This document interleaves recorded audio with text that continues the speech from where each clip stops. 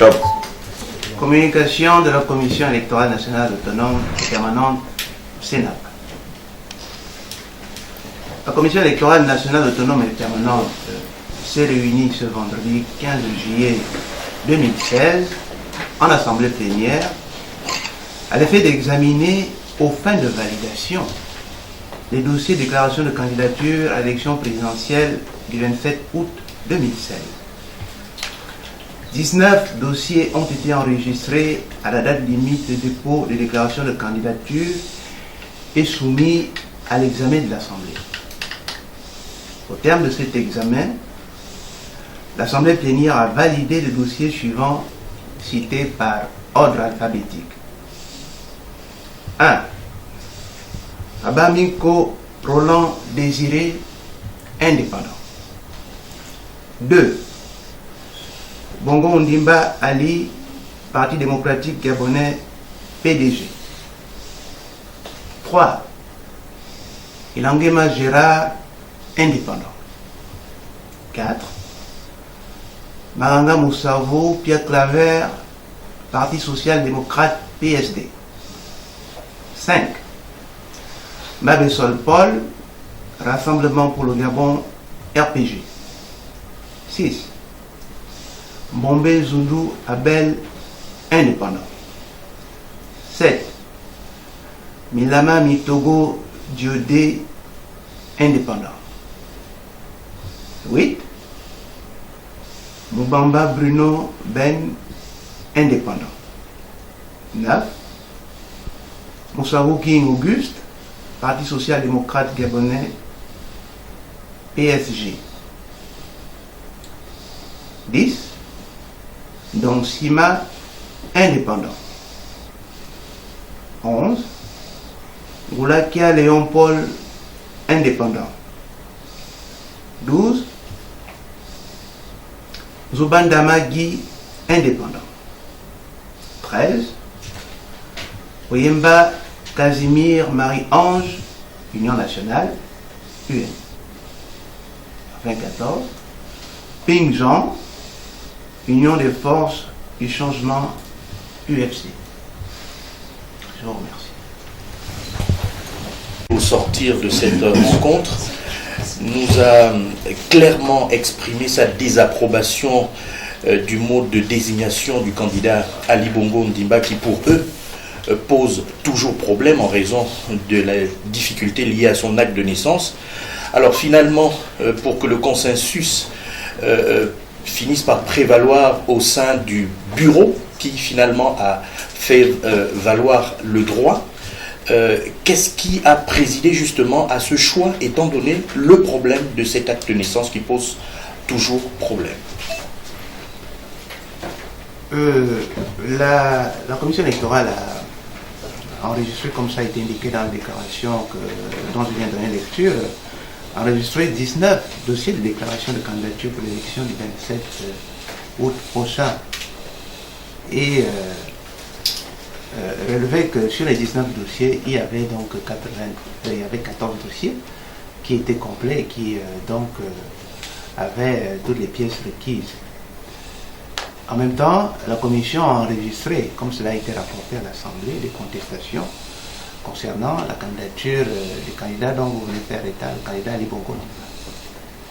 Ces contestations ont été portées à la connaissance de l'Assemblée qui a examiné le bien fondé de ces contestations et jugé que ces contestations n'étaient pas de nature à mettre en cause la validité de cette candidature. Et cette question a été soumise à la décision de l'Assemblée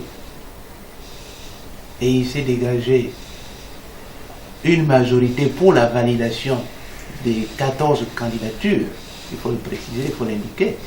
Une majorité des membres de l'Assemblée s'est prononcée pour la validation des 14 candidatures à dossier complet.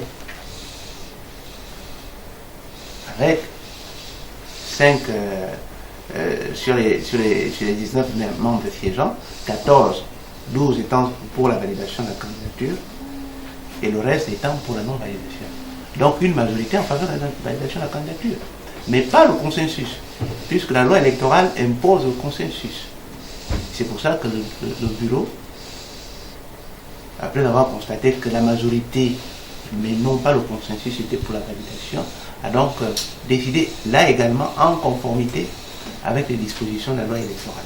Et c'est ce qui a été fait donc pour que les candidatures qui viennent d'être indiquées, annoncées, soient validées, tout cela en parfaite conformité avec les dispositions de la loi électorale. Merci. Je vous en prie. Travaux qui, en principe, doivent désigner qui va participer au scrutin, quelles sont les conclusions et quel est le commentaire justement de l'opposition gabonaise qui a participé à cette rencontre. Bien, merci. Je voudrais dire au nom de mes collègues commissaires de l'opposition que nous sortons d'une assemblée plénière où nous avions à traiter le cas de 19 dossiers de candidature. Sur 19 dossiers de candidature, 5 ont été automatiquement rejetés pour manque de pièces. Il nous restait à nous déterminer sur 14 candidatures. Sur les 14 candidatures, nous avons examiné la partie qui concernait M. Ali Bongo Ondimba. Comme vous le savez, il y a eu des milliers de contestations de sa candidature. Nous avons accepté le principe des 13 autres candidatures, malgré le fait que dans l'une de ces candidatures, il y ait un dont le dossier médical décide de ce que la personne est inapte. Mais concernant le cas de M. Ali Bongo Ondimba, il n'y a pas eu de consensus.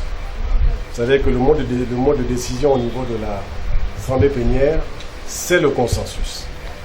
Et lorsqu'il n'y a pas de consensus, c'est le vote du bureau qui décide de la décision à prendre. Donc, nous avons eu un consensus sur les 13 candidatures, sauf celle de M. Ali Bongo Ondimba, qui a donc obligé à un vote conformément à la loi du bureau de la Sénat. Donc, seul le bureau de la Sénat s'est prononcé sur la candidature de M. Ali Bongo Ondimba, et le bureau de la Sénat a voté à 5 voix contre 3. 5 voix contre 3, donc les 3 de l'opposition ont voté contre. Je tiens à le dire parce que nous avons eu des échanges houleux, nous avons eu des échanges durs, où l'Assemblée plénière n'a pas voulu tenir compte des éléments que nous avons présentés. Car il faut savoir, entre 2009 et 2016, M. Ali Bongo Ondimba a présenté 2 actes différents.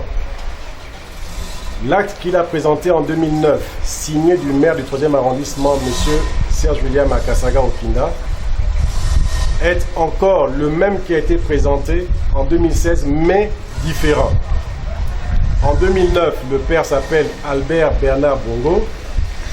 En 2016, le père s'appelle Eladj Omar Bongo Ondimba. Le numéro de l'acte de naissance est différent. En 2009, c'est le numéro 65, R2-A3. Et en 2016, c'est le numéro 58, R2-A3NNM. Avec la différence, comme je vous l'ai dit tout à l'heure, du nom du père qui n'est plus Albert Bernard, mais Eladj Omar. Donc vous voyez à quel point nous en sommes réduits. Malgré le fait que le service central de l'état civil de Nantes est sorti, soit dit, un acte de naissance de M. Ali Bongo Ondimba, lequel acte de naissance venant de Nantes n'a pas les mêmes mentions que l'acte de naissance déposé dans son dossier de candidature. Encore une fois, vous voyez dans quel flou nous sommes et de quelle manière les dossiers sont traités dans notre pays.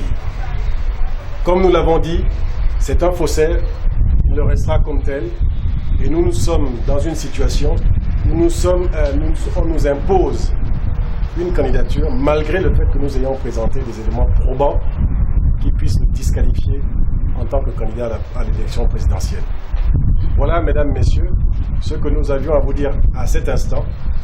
Mais nous allons repartir vers nos mandats et décidons de ce qu'il y a à faire, s'il faut vous reconvoquer pour un point de presse ou une conférence de presse plus précise avec des éléments probants que vous puissiez effectivement vous aussi regarder. Je vous remercie.